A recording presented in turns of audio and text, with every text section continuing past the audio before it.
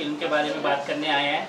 हमारे साथ फिल्म के डायरेक्टर विनोद तिवारी जी यहाँ पर मौजूद हैं। हमारे साथ फिल्म के प्रोड्यूसर विपुल पटेल जी, राज पटेल जी हैं।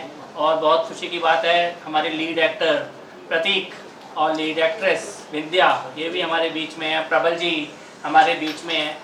और द कन्वर्जन फिल्म जो कि लव जिहाद के ऊपर बनी है, हमारे समाज से जुड़े हुए एक बहुत ही संवेदनशील विषय को ये फिल्म उठाती है, बेटियों से जुड़े हुए विषय को उठाती है। पिछले एक हफ्ते में ही अगर हम देखें तो मुंबई में और ग्वालियर में लव जिहाद का बड़ा गंभीर मामले सामने आए हैं। वहाँ पर पुलिस ने एक्शन लिया है। इस प्रकार का छलावा करके, झूठ बोल के बेटियों के साथ जो अत्याचार होता है, इसके ऊपर फिल्म बनाने की हिम्मत टीम ने की है। मैं बधाई देना चाहता हूँ डायरेक्टर को, प्रोड्यूसर को, सभी एक्टर्स को कि उन्होंने इस विषय को चुना अपनी फिल्म को बनाने के लिए।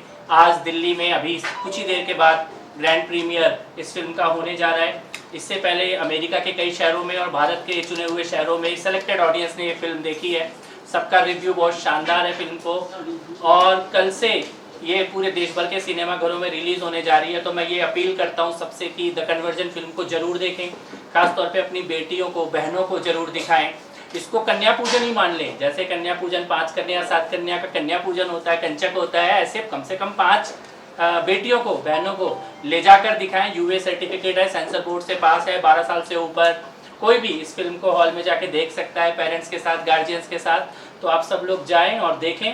बहुत ही आपने गंभीर सवाल पूछा है। मेरे को लगता है कि आज के मंच के ऊपर द कन्वर्जन की चर्चा करते हैं और फिर आपके सवाल के ऊपर लंबी चर्चा साथ में बैठ के करते हैं। जी, आपने पिक्चर देखी अभी या देखने का लिए? मैंने देखी है, 7-8 बार देख ली अब तो मैंने।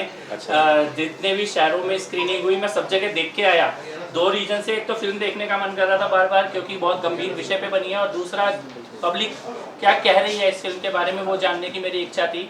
हम लोग ग्वालियर में, जबलपुर में, मुंबई में, अहमदाबाद में, बेंगलोर में, हैदराबाद में, वाराणसी में, इन सब शहरों में स्क्रीनिंग हुई। मैं सभी जगह पर मौजूद था और मेरे को ये कहना है कि फिल्म के पॉइंट ऑफ व्यू से भी और विषय के पॉइंट ऑफ व्यू से भी बहुत गंभीरता के साथ बनाई गई कोशिश है और सबको ये देखनी चाहिए। खास तौर पर इसलिए कि शायद इस फिल्म के बाद भारत में लव जिहाद जैसे विषय पर सामान्य चर्चा, पब्लिक डायलॉग ये शुरू हो जाए।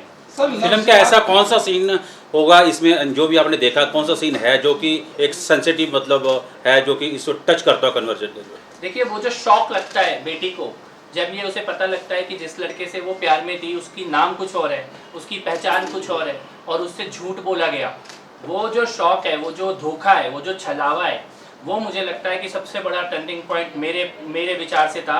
और मुझे लगता है कि जिन भी बेटियों के साथ लव जिहाद होता है, जो कि केरल हाई कोर्ट ने माना है कि होता है, वो उन सब की ज़िंदगी का सबसे बड़ा टर्निंग पॉइंट ये होता है जब उन्हें पता लगता है कि अब तक जो कुछ बोला गया वो सब झूठ था। मिश्रा जी, एक जब दिल्ली राइट्स की जो बुक आई थी तो उसमें काफ़ी प्रोटेस्ट और एजिटेशन हुआ था, जिससे कि जो प्रोडक्शन था उसने बुक को पब्लिश करने से मना कर दिया।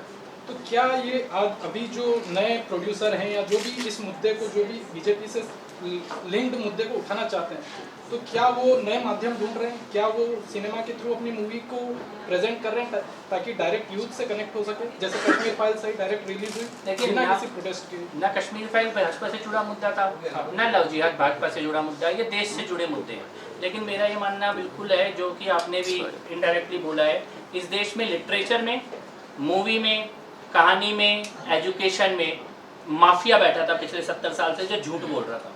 हिस्ट्री झूठी, मूवी झूठी, बुक झूठी। जब सच्ची बुक आने लगी उसका विरोध करने लगे, सच्ची फिल्म आने लगी उसका विरोध करने लगे, सच बोलने वाले किताब इतिहास लिखने लगे तो इतिहास का विरोध करने लगे। लेकिन अब सोशल मीडिया का ज़माना है और भारत का यूथ अब सच देखना चाहता है और भारत का यूथ लव जिहाद का सच देखने के लिए तैयार है। तो सर, हम ये ओटीटी प्लेटफॉर्म पे और ऐसी मूवीज आने का सोच सकते हैं कि अभी तो हॉल पे है, अभी तो हॉल पे आ रही है, सब लोग हॉल पे जाकर देखें। इस तरह की मूवी और बिल्कुल आएंगी, आनी चाहिए। सर, लव जिहाद को लेकर के अक्सर देश में सियासत होती रहती है। संविधान में हमारे लिए हिंदू मैरिज एक्ट अलग है, मुस्लिम एक्ट अलग है, स्पेशल मैरिज एक्ट है जिसमें कोई भी किसी के साथ शादी कर सकता है। तो इसके बारे में थोड़ा बताइए। देखिए, एक होता है लव, एक होता है लव जिहाद। अगर आप प्यार कर रहे हैं तो आप अपना झूठा नाम बनाकर रिश्ता नहीं बताएंगे, आप पहले दिन ही अपनी सच्ची पहचान बता देंगे। स्पेशल मैरिज एक्ट में शादी होगी, अच्छे से रहेंगे, रह रहे हैं लोग, ऐसा नहीं है कि नहीं रह रहे हैं। लेकिन अगर पहचान झूठी बताई जा रही है तो आपकी इंटेंशन गलत है। अगर बाद में धर्म परिवर्तन का दबाव डाला जा रहा है तो आपकी इंटेंशन गलत है। अगर आप झूठी पहचान बताते हैं तो ये लव नहीं जिहाद है। अगर आप धर्म परिवर्तन का दबाव डालते हैं तो ये लव नहीं जिहाद है। अगर बाद में आप मारते हैं, अत्याचार करते हैं, हत्या तक कर देते हैं तो ये लव नहीं जिहाद है। और इस प्रकार के लव जिहाद के ऊपर ये फिल्म बनी है। कपिल जी, जिस तरह से ये फिल्म आई है और उससे पहले अभी उत्तराखंड की सरकार ने कहा कि हम उत्तराखंड में कॉमन सिविल कोड लागू करेंगे, क्या आपको लगता है कि पूरे देश में ये लागू होना चाहिए? असली धर्मनिरपेक्षता का प्रतीक होगा कॉमन सिविल कोड। असली धर्मनिरपेक्षता जहाँ सबके लिए समान कानून हो। मुझे लगता है जो भी बाबा साहब अम्बेडकर के सपनों को पूरा करना चाहता है वो कॉमन सिविल कोड के पक्ष में है। सर बीजेपी पे आए दिन आरोप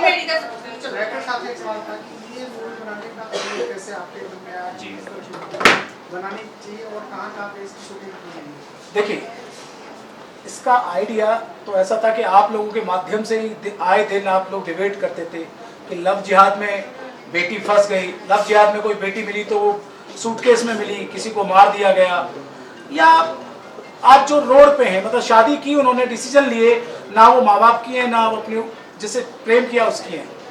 तो हमारी धर्मपत्नी जी है वंदना तिवारी, इन्होंने ही, इनका ही आइडिया था, इन्होंने ही कहानी लिखी है। तो एक दिन इन्होंने ऐसे ही कहा कि इस पर सब्जेक्ट पर फिल्म बना लीजिए। लेकिन क्या है कि तब तक कोई स्वीकारता नहीं है। फिल्म जब बनाई थी ना तो सेंसर बोर्ड ने स्वीकारा कि लव जिहाद होता है, और शायद आप लोग ही कहते थे लव जिहाद है, लेकिन ये हमारा दिया हुआ शब्द नहीं है, केरल हाई कोर्ट का दिया हुआ शब्द है लव जिहाद। तब जाके ये हमने इसको लड़ने के बाद 8 महीने हम सेंसर बोर्ड में, जो कि लड़ना नहीं चाहिए था हमें, मतलब ये उनको दे देना चाहिए था ये, क्योंकि राष्ट्र के लिए फिल्म है, देश के लिए फिल्म है, हमारी बेटियों के लिए फिल्म है। लेकिन फिर भी हमारी एक लंबी लड़ाई 8 महीने चली और उसके बाद में यूए सर्टिफिकेट के साथ आप लोगों के साथ में कल फिल्म आ रही है। फिल्म के एक्टर से हम जानना चाहेंगे, आपने फिल्म करी है, किस तरह से आपको जो है कि इस फिल्म में जो है कि कन्वर्जन का जो करने का आपका जो है रोल आपने मतलब भूमिका अदा करी है, कैसे मतलब फंसाया जाता है, उसके बारे में थोड़ा जानना चाहेंगे आपकी एक्टिंग के बारे में। ओके, पहले तो जय श्री राम आप सबको। और मैं चाहती हूँ कि आप लोग भी कल ही फिल्म ज़रूर देखें। आप लोगों के माध्यम से हमारी जो आवाज़ है आवाम तक जाए। ये फिल्म बहुत ही ईमानदारी के साथ और बहुत ही सच्ची नीयत के साथ बनाई गई है। इसका सबसे बड़ा कारण ये है कि आप सबको पता है कि पिछले 8 महीनों से इस फिल्म में बहुत लड़ाइयाँ लड़ी, मतलब हर तरीके से इस फिल्म को रोके जाने का प्रयास किया गया। लेकिन चूंकि इस फिल्म को महादेव की और हनुमान जी की कृपा प्राप्त है और कुछ देवी बहुत सारी लड़कियों की शायद नहीं, मतलब बहुत सारी लड़कियों की जो तकलीफ़ें हैं उनको अब दूर करने का वक्त आ गया है। हमारी देश की बेटियों को बचाने का वक्त आ चुका है, इसीलिए ये फिल्म आई है। इस फिल्म में एक बहुत ही खूबसूरत सी ट्रेलर में उसने कहा है, साक्षी मिश्रा ने, कि जो लोग तिलक का लावा बांध कर हमारी बेटियों के साथ छलावा करते हैं वो लोग सुधर जाएं, क्योंकि देश की बेटी अब जाग गई है। तो इस फिल्म के बाद देश की हर बेटी जागेगी और यही मैसेज लेकर हमारी फिल्म आ रही है। और यही जो अभी कपिल जी ने भी कहा और विनोद सर ने कहा कि ये जो फोर्सफुल कन्वर्जन है, जो गलत नीयत के साथ किया जाता है, जो छल के साथ प्यार किया जाता है, वो लव जिहाद है और उसे हमारे देश से या पूरी दुनिया से निकल जाना चाहिए। और हम सब खुशकिस्मत हैं कि हम, हमारे प्रोड्यूसर्स राज पटेल, विपुल जी, विनोद सर, वंदना मैम, हम सब, कपिल जी, हम सब, प्रतीक, हम सारी पूरी टीम इसीलिए इतनी मेहनत कर रही है कि ये फिल्म एक ऐसी फिल्म बने जिसे लोग, आप सब एक रिस्पॉन्सिबिलिटी लें कि हर एक नागरिक को, हर एक बेटी को दिखाए कि वो अपना डिसीजन ले पाए। तो ये देश की बेटियों के लिए समर्पित फिल्म है और मैं चाहती हूँ कि ये नैतिक जिम्मेदारी आप सब लें। Thank you sir. आपसे जानना चाहेंगे कि फिल्म में आपने जो अपनी भूमिका अदा करी है, किस तरह से आपने रोल अदा करा थोड़ा, और कौन से ऐसा जो है कि सीन जो है कि आपका खास रहा? देख किस तरह से किया तो ये तो आपको फिल्म देख के ही पता लगेगा। तो मैं आपको 2 मिनट में से ये बता सकता हूँ कि जो मेरा किरदार है इसको बखूबी लिखा गया है और मेरे करियर के लिए मेरे में बहुत ही बड़ा टर्निंग पॉइंट है, बिकॉज मैंने इस किरदार को जिया है। अगर एक आर्टिस्ट किरदार को जिएगा नहीं तो ये जनता तक पहुँचेगा नहीं। अब देख रहे इसमें सफ़ेद टोपी पहना हुआ मैं ही हूँ, बबलू इकबाल शेख। तो मैंने इसमें जो एक एक्टर के लिए अपनी छवि के साथ खेलना, बिकॉज हम लोग इमोशन बेचते हैं, तो मैंने इसमें पूरी जान लगाई है कि अपनी इमोशंस को किस तरीके से इसमें जो कैसे करता है वो लव जिहाद के लिए कैसे फोर्सफुली करता है और कैसे कैसे, तो फिल्म देख के पता लगेगा आपको। तो मैंने उस किरदार को बखूबी जिया है और हम लोग जहाँ जब इसकी स्क्रीनिंग कर रहे हैं हम लोग को काफ़ी अच्छा रिस्पांस मिल रहा है। तो बस बाकी मैं चाहता हूँ 6 मई को आप जाएं और देखें इस फिल्म को। मेरा सवाल धर्म से था कि ये जो थॉट आया आपके मन में, ये जो आपने स्टोरी लिखी, तो ये कहाँ से, इसमें कितनी सच्चाई है और क्या ये आइडिया आपको कहाँ से आया? वो है मैडम। वंदना जी सर। जी, सबको पहले मेरी राम राम।